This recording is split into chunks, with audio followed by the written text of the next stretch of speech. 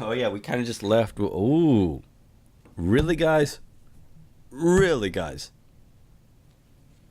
It's not this I'm disappointed about. It's the cat ears. I mean, really, guys. Actually, there is a cat girl in the icon and stuff, so this might be how she comes into this world. But really, guys, you could just make one without the cat ears or without a head. Oh, I'm such a sexist. All right. Shurik and Uruk was enthusiastically building something. They were so busy that they didn't even notice me. I looked closely. It was some kind of robot. Or at least the body of one. The robot was female, you think so? With cat ears. Animal ears. I didn't want to make up theories about the purpose of such device for Luminary Camp Cybernetics.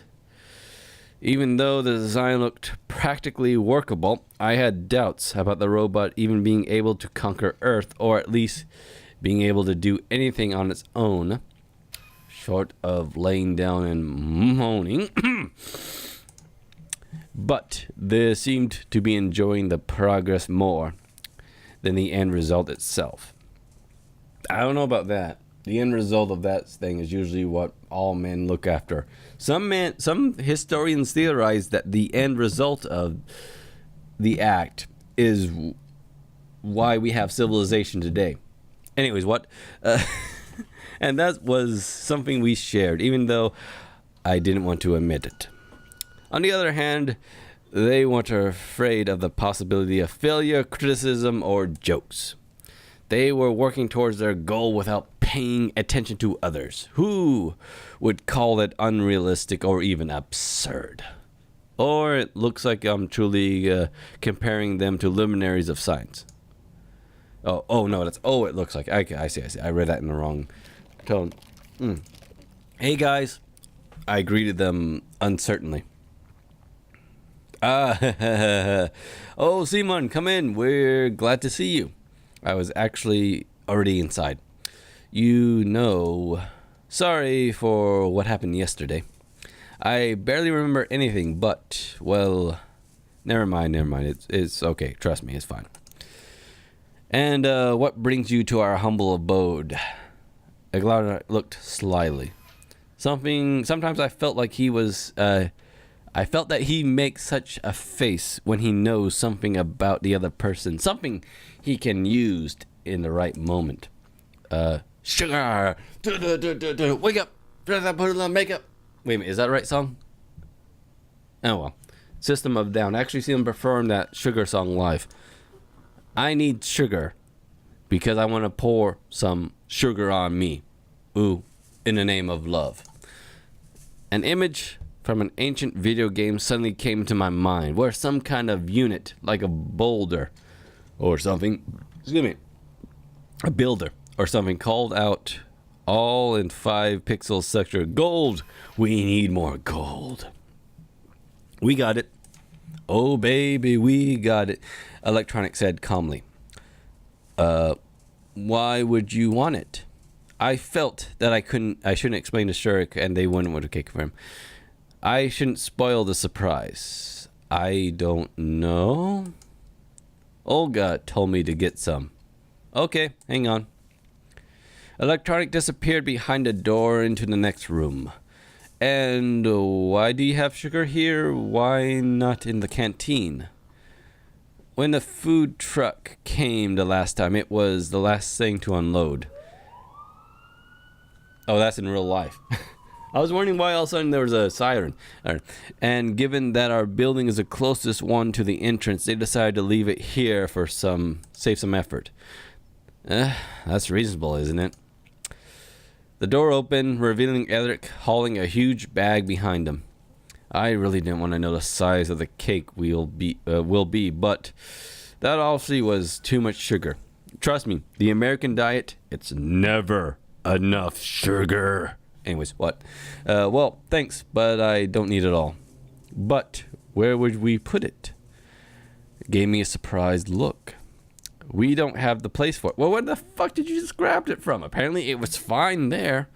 So take it. It seems that their previous smile of without reason. Maybe you'll help me then? It's not that far to carry. We're busy. He pointed at the female cat robot. I gazed at Shrek. He owed me, after all. He hesitated, then looked away in shame. I sighed and took the big bag and headed towards the door. Thanks anyways, you bastards, I said, parting, exerting myself. But I didn't make it too far. Just more than 20 minutes I had to put the bag down and rest. I had no idea how much it weighed. It probably says on the front. My guess, 5 pounds. More like 20 kilos. Again, don't know what that is. American. On the one hand, it would just take 200 meters to the canteen. On the other hand, such a distance would have a payload on my shoulder, or alternatively in my hands, on my legs, or on my arm, or even in my head, looked impossible for me to cover. And as I resigned myself to move in minor sprints with prolonged pauses between them, so I could get there at night, by night at least, I heard a voice behind me. Surprise. No, what's the phrase? Such and such sends his regards. Stab. There's actually a famous quote for that, right? Assassin. Anyways. Maybe I could help. I saw Lena in front of me. I don't. Yeah, so chauvinist bastard. Oops. The music starts again. I like that. Accident hit my will. So every time I go back to the song starts. I make my own fun. Anyway, I saw Lena in front of me. I don't think you can. It was one of the moments when I felt painfully how dramatically out of shape I was. I can bring a handcart. A handcart? Why didn't I think of that myself? Yeah, that would be great. Wait here. I'll be... Oh, sweet smile. She smiled and ran in the direction of the square. What would I do without her? Suffer. It's a good thing that Lena is always that shy and can take the initiative sometimes. I started to think. She seemed quite unusual now. With no trace of shyness on her face, and actually the complete opposite, smiles and confidence. The offer to help wasn't something, extraordinary by itself, but getting it from Lena is what I was hoping to do later tonight. A few minutes later, she came back with a smallish handcart. I put the bag onto it. Well, thanks. Don't mention it. She blushed and looked down. Oh, that's the Lena we all know. I'll go then.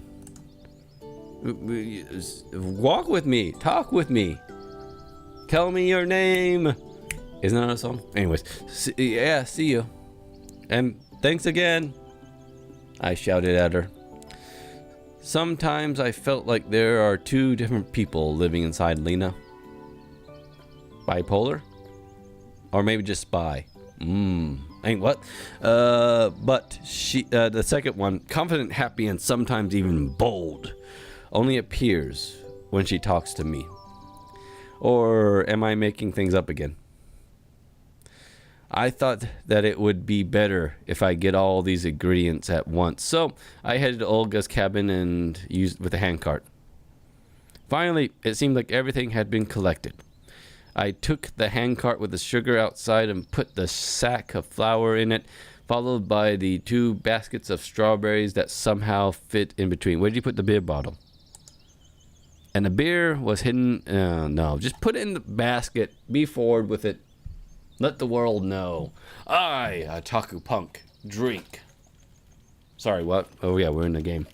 Good whiskey. The day was coming to an end, so I had to hurry, as the cake itself was needed some time to bake. Matter of fact, you should have baked it at lunch. But I just couldn't let Olga down. Yeah. Indeed, after all the trouble I've gone to, I even felt personally responsible for the success of this event. Again, that is, without a doubt, Gendo. I mean, even the pose with him fixing the glasses is Gendo. Coming to the square, I stopped for a moment to catch my breath. It wasn't the cart that was heavy. It ran smooth without noticeable effort required. It was just that any physical exertion caused me pain now. I'm having a heart attack. This is a big one. I'm coming to meet you, Mirth. What was her name? Oh, well, from Sanford and Son. Both a physical and mental one. And I passed out. Really? I sat on... Ooh. Oh, sorry. I sat down on a bench and closed my eyes for a moment. That was my email, by the way. For a moment. What's that? I didn't really give a damn who it was. Probably just a fellow pioneer girl taking an interest in the unfamiliar companion in distress. What are you talking about? I asked her tiredly. She didn't reply. These are the ingredients for the cake. Do you like cakes? I don't know. What? You never tried cake? I said, no, I don't know. Obviously, the girl didn't get what I was talking about, but it didn't surprise me at the moment. I really wasn't interested in the conversation. I was so my battery's getting low in my keyboard. All these distractions. I was so tired that I zeroed intention to classify the external distractions and tagging them as either common or uncommon. I see. Come down to the cantina later and have a bite. Really? Yeah, really. And what are they made of? What? I asked indifferently. These. Cakes. Well, some flour, some sugar, various fillings, usually water. You said sugar-ready eggs. Some kind of frosting, which is usually just sugar whipped together in some sort. You could have it upside down, one with pineapples. You could have one with rum. Oh, they're delicious. Good rum. What? Now, that's a strange question.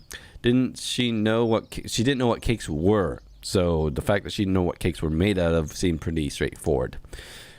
And you have all of it here? Well, sort of. And sugar? And sugar. Could you lend me a little? I can give you some sugar, baby. What for? I thought it was over the top. And sudden gust of wind made me grab my cart instinctively and open my eyes. However, nobody was there, just Gendo and the flags. Unit 1, Unit 2, Unit 0, right? Or anyways, no, it's 0. Yeah, nobody was there. Am I daydreaming? I noticed, though, the sugar sack was untied and a small heap of it had poured out. Could it be that she was scared by the wind and ran away? Having fixed the sack, I got up from the bench and continued to my challenging strawberry way. Yeah, that's another euphemism for adjusting yourself. There wasn't a single person near the canteen. No wonder. Dinner was still hours away. Oh, so an hour away. That's almost enough time to make a cake, maybe. Depends on what altitude Seattle is. I mean, this Seattle, not the real Seattle. I brought the hand cart to the rear exit and handed the foodstuff to the camp cook, who drank the beer and told me to fudge off. She must have already been told what to do with them. And unpleasant look. I'm not sure how long it takes to bake a cake. Usually an hour and 30? Again, altitude. But she seemed she had a hurry. I just wanted to relax for the remaining time up until dinner. In short, I was so tired that I just sat on the steps and waited. My eyes closed themselves. I guess I got tired throughout the day. Yeah, you rowed a boat. You got chased while naked by a Well, no, she was closed by then. Damn it, that would have been better story. Anyways, ran naked, rode a boat, carried a load of ingredients around camp. The row of the boat one's a exhorting one. My eyes closed themselves. I guess I got so tired throughout the day that I didn't, and it came a tail pat on my shoulder. Ah, Miku. Konnichiwa. Miku was standing there before me. Yeah? I didn't need a mirror to imagine the expression of skepticism and annoyance on my face. Oh, excuse me. I must have interrupted you. No problem. I was just sitting here. Alright then. Miku beamed a smile at me. I was just coming to dinner. I thought that it's time already, that it appeared to be me that it was too early, but I decided to check just in case. Maybe it's not me who mistaken, but the clock is. Well, not the clock. Clocks can't be mistaken. It's just that I misread it. She seemed to be ultimately confused now and fell silent. It was a miracle. It seems about a half hour before dinner. So 11:45 in my time. Oh, that's great. Then I'll sit here and wait with you, if you don't mind. Frankly speaking, I didn't mind. I do mind, excuse me. So, I have some matters to attend to. Oh, really? Just sit there with the girl. So she's a chattermouth. Just be nice. Bastard. That is to say, you need to listen to the girl who talks about it. That is to say, that's good. I stood up quickly and left without saying goodbye, ignoring Miku as I usually did, while screaming something. While she was screaming something at me. Baka is what she was yelling at you. Tsunade. No, what's it? Tsunade's the female version. What's Tsunade for masculine? I don't know. A minute later, I got to the square and sat on a bench with a firm intention of finding a quiet and safe place to wait for dinner. I think this is the first time in the last 4.5 days when I felt like this. It wasn't just irritating because some insignificant detail, but indeed, I was really angry. I completely stopped caring about where I am and why I'm here. I didn't care about getting out either. What drove me mad is that I always have to carry out some stupid task given by our camp leader, and it's always me who gets into the stupid situation and somehow even ends up looking like a clown. It's called being the protagonist in a game. I'm afraid to tell you this. After 5 days, you are the protagonist in the game. So mysterious things will happen to you. You'll miraculously get out, but yet somehow you still end up looking in funny situations. Yeah, that's what happens when you're the lead. If all of this is some alien trick or a plot of a universe mind, or a plot of the universe mind, they better consult with the psychologist. I grit my teeth and clench my fist. And most annoying thing is that everything that happens seems to be happening by itself somehow. I'll be happier not to have to carry around bags of sugar that weigh a ton, but I have no choice at all. Excuse me, all the strawberries I ate earlier today. I mean, any other option would lead to much worse consequences than a muscle strain or heart pride. Who are you arguing with? God. Ulsup was standing in front of me and smiling slyly. Nobody really, I answered absently. But my fist gave me away. Just like that? Okay. It's up to you. You better tell me, why did you run around camp the whole day with some kind of bags? I had to, I replied reluctantly. I guess it was food? Maybe it was. Ulsa was about to say something, but at that moment the bell rang, calling the pioneers to dinner. I sighed in relief and quickly headed to the cantina, leaving Ulsa behind. Hey now. Simon, thank you so very much. For what? The camp leader gave me a friendly smile. For the cake, of course. Ah, yes, sure. It was the exact moment that I understood the true meaning of the saying, keep your thanks to the feed your cat. What? Keep your thanks to feed your cat. Keep your thanks to feed your cat.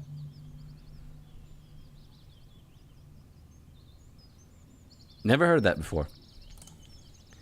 You didn't tell anybody. This ought to be a surprise. I tried. That's my boy. Patronizing. And now, off to dinner. If I'm your boy... No, I was kidding. Olga waved her hand, pointing at the canteen. I stepped through the doorway slowly and started to look for a free place. It turns out the only place today... there's plenty of places, so I got a chance to eat alone. There was fish, mashed potato. Yes, it's pretty much the same dinner, just repackaged. That was misfortune once again. I'll be left half hungry. Cake, you bastard. Eat the cake. And didn't you eat strawberries? Excuse me.